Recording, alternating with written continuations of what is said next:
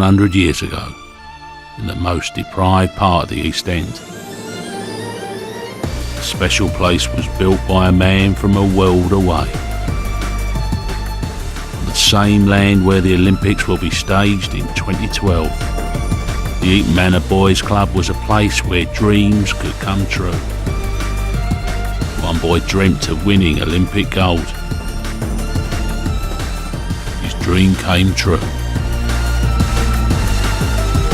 Twice. Good day. Well, it's lovely to see so many of you here. Come to look around the club, have you?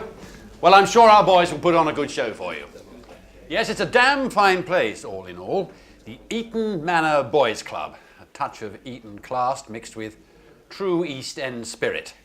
Now then, this land that we're standing on, this is what we call the wilderness, because before we were here, well, there wasn't anything at all. And let me tell you, it takes true character to be an Eton Manor lad. Oh, you fancy your chances, do you, sir? Come along then, what's your poison? Rugger? Here, catch. Boxing? Aha, who do you think you are, sir? Don't you know, we have a double Olympic champion on our books. Why, Harry Mallin, my good fellow, the professor of the sweet science. As fine a fighter as ever trained on these shores, and I'll tell you something, he's one of ours. Trained right here, right in this hall in which you are standing. The dignity with which he survived that whole debacle at the Paris Olympics.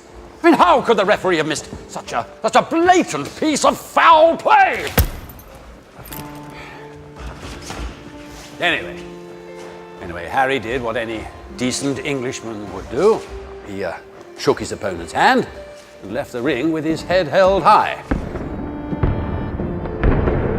As for me, well, I hope I see some of you for a stiff one at the social this evening. But right now I've got some business to attend to. It's been delightful to meet you all, and do take care.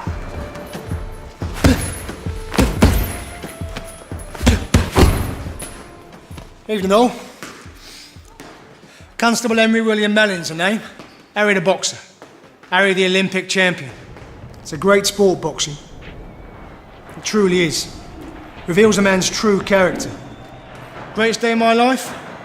Winning the Olympic title. 1920 it was. Of course, none of it would have happened without good old Major Villiers. He's the fellow that set up the Eton Manor Boys Club. Before that came along, this area had nothing. The Major got the boys playing sports, taught us there's more to life than working and scrapping. Of course, it changed my life. I'm not the only one. I started boxing young. I've always been able to look after myself. Goes with the territory being a copper. It was only after my first few fights, small affairs, fighting in the back of taverns, you know, I realised I might not be too bad at this boxing knock.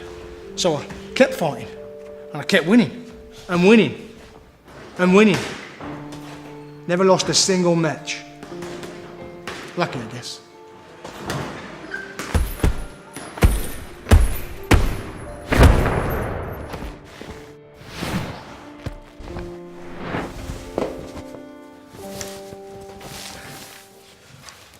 I spent the next 4 years giving back to the community, taking care of some of the lads at the boys' club, training them up, and winning boxing matches, of course.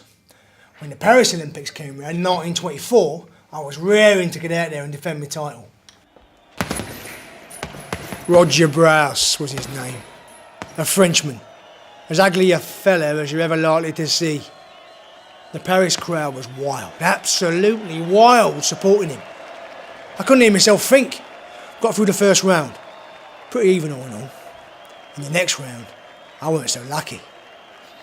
He hung on to me. And fastened his teeth into my chest and threw a vicious right to my chin, the bloody barbarian. I made sure I went to the referee and I told him I'd been fouled. I even showed him the teeth marks in my chest.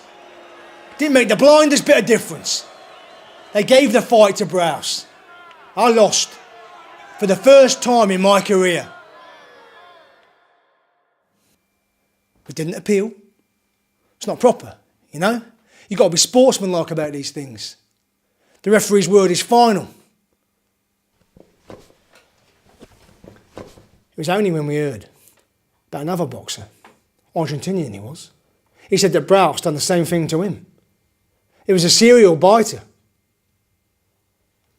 Didn't take long for the judges to overturn your decision. So I kept my undefeated record.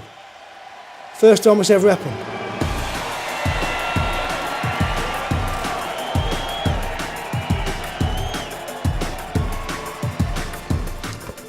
I still feel a bit strange about it though. Winning in those circumstances. Everyone was very proud. My name in all the papers. Keep training my lads at the Eaton Manor. One or two here I reckon could be better than me if they put the work in. Thanks for stopping by. I'll tell Major Villiers you said hello.